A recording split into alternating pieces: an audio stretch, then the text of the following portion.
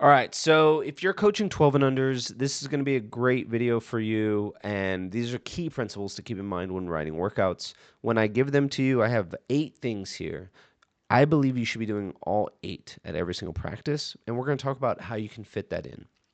So the first thing is the first part of your practice should always be similar. What we like to do at COM is our coaches will write like a warm-up set and they'll do the same one for 3 to 4 weeks. Maybe they'll have 2 or 3 different ones, but a lot of them follow the same structure and they do that so that the kids can start practice knowing what to do and then they do it well. If every day you're mixing up something new and you're trying to come up with these fancy warm-ups, like there's really nothing special to it. Like they're 12 and unders. They don't really need to warm up. They show up ready to go. We're just teaching them habits and skills that will be useful for them as they go through the sport. So, like a really simple first set is like 550s, kick with a board, 825s from the middle, working your freestyle flip turn. I would put an underwater kick requirement, so they're working that skill. 550s, flutter kick on back, and then 825s, backstroke from the middle, working the turn. So that's great. And I would do that same first set for the first 3 or 4 weeks of the season because we're just really going to work on kicking and we're working on our flip turns with underwater work. I also love this for younger groups because a lot of them, they're getting into flip turns. They all know how to do it, but it's like we want to make it the norm and we want it to be done really well. But similar first sets. Save your kids the confusion of mixing it up. Also, throw out like what you know about warming up, like warming the body up. That mostly applies to older athletes. So when you're doing like warm up in quotations, you're really just teaching a habit. And if you're coaching 12 and unders, and you're doing like 2,000 yards of warm up, which there's not a lot of people doing that, but there's just other things you could spend your time on. So that was the first one. Similar first sets. There's nothing wrong with writing the same thing every day to start practice. The difference comes from how you coach it, how you talk to the kids, how you engage. You can make it really fun and interactive and engaging if you are those things. But if you want to just sit back and watch them swim 5 200s, be my guest, but you're just not going to get that much out of it. The next thing, every day should have skill work. Whether that's a dedicated skill set or it's part of your first set, there should be some skill that you are teaching the kids, not a skill that you just expect them to do right every single time. Like we are teachers, especially at 12 and under. You want to be teaching them something. And the best part about swimming is there's so many different things to teach. There's 4 strokes, there's 5 to 6 main elements of each stroke that you could teach them. There's starts, there's turns, there's so many things like I have a list that I actually made of all the different things. I think there's like 40 things on that list of different individual skills you can teach. But there should be skill work every day. Your kids should be walking away from practice saying like, I learned how to do this today, or I learned how to do this better. I learned how to have better dolphin kicks. I learned how to have a better start. I learned when I was supposed to breathe on freestyle. So every day should have some element of skill work. All right, my next thing, I think a lot of really good age group coaches would agree with me. You should kick a lot. So every single practice, 25 to 40% of your workout should be kick. This is going to be huge. This sets up a great base for them. Them learning how to use their legs is going to be one of the most beneficial things in their racing and their training as we go. When a kid moves up through our team and they don't know how to kick, like they really struggle and they pay for it later. And something I've noticed is kids can get away with not doing things well, especially younger kids that are just bigger. Like you got a 5 foot 12-year old or a 5 foot 10-year old. Like they're huge for their age, so they can get away with bad mechanics or a bad kick. But when you get to a point in the sport where everybody's good, like you just don't get away with that stuff unless you have an extremely talented kid. Every now and then that comes through, but that's like the 1%. So congrats to the 1%er. But for the rest of us who need to work on everything to get better at it, you're not going to go wrong with kicking. And the majority of the hard work you do should be kicking. Like we don't do threshold work with our 12 and unders. Their bodies don't physiologically react the same way as an older kid does. Every now and then you have a really developed young kid, but even then, there's just so much other low hanging fruit where you can kick hard, you can do really good underwaters, you can teach them stroke counts. So my next thing, number four, is keep it simple. So simple, the simplest set is like 10 25s freestyle. Okay, we're doing 10. They're all freestyle. They're all in the same interval. Like that is simple. The way we start adding complexity is when you add equipment, when you change distances, so you go like 25, then 50, then 75, you change intervals. So say those 25s, you went like 40, 35, 30, 40, 35, 30. Like younger kids just don't respond well to that because it's just harder for them. They got to like think about it more, which means they're less focused on the work that they're doing. So whenever you're doing multiple rounds, changing things, adding equipment, taking it off, you're removing the simplicity or you're changing the intensities. And here is your guide that you know if it's too complicated. If your kids are constantly asking, like, what are we doing? How are we supposed to do this? What's next? Like, it just takes them a while to get it going. And there's always those like super student swimmers that they just get it right out the gate. But for the majority of the kids, it's unnecessary and it's just frustrating. So like if you wrote a set that was like 825s kick or 425s kick, 350 swim, and then 100 descend by round, and we're doing 4 rounds. And like maybe by the fourth round, they're doing pretty well, but they didn't execute it very well the first 2 rounds.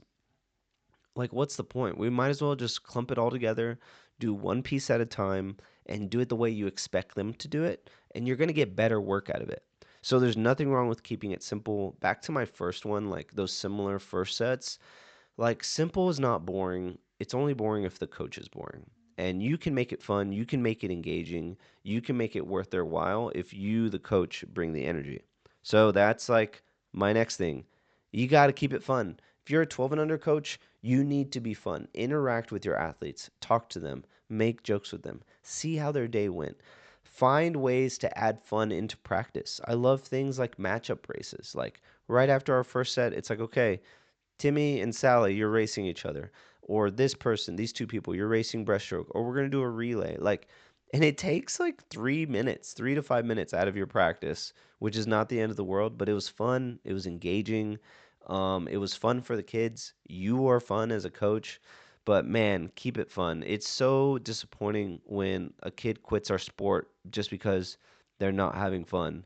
And the coach is like, well, we worked really hard. And I'm like, yeah, that's great. But we didn't have fun while we were doing it. And I want kids to enjoy working hard because as they get older, this sport does get really hard. It gets hard in competition. They start worrying more about where their ranking is compared to their teammates. And there's an opportunity for us to keep the sport as fun as possible for as long as possible. And that really gives them the gas that they need later in the sport. Next thing, habits are king. Please, as a senior level coach, please teach your 12 and unders amazing habits. So, like our 5 main habits for freestyle, one, it's like push off with 3 to 5 underwaters. Usually we say like feet past the flags. That's like the sticky one. So streamline feet past the flags. Check. We say a 6 count kick. So you have 6 kicks for every cycle, 6 beat kick. Another habit is 1 in, 1 out. So you don't breathe your last stroke into the wall or your first stroke out of the wall. An amazing habit to have. Like when you see a kid execute it in a race and it makes a difference, or you see the opposite. You see the kid that takes a big breath before the turn, a big breath after the turn, and they just get wrecked in and out of the wall. That's all habit work. And habits is just discipline, first from the coach, then the athlete. The next thing is a 3 breath pattern. So we want all of our 12 and unders to have a 3 breath pattern. As they get older and they race, we're fine with a 2 breath pattern or a 4 or a 3, whatever works best for them. But when they're younger, that habit of having a balanced stroke is huge. And then lastly, it's a race finish. From the flags to the wall, we're not breathing. And you've seen this in races. You've seen this at the world level when somebody gets out touched because they brought their head up too early or they took that half like 5 hundredths of a second to take that extra breath and it cost them the finish. But those are 5 freestyle habits you can have.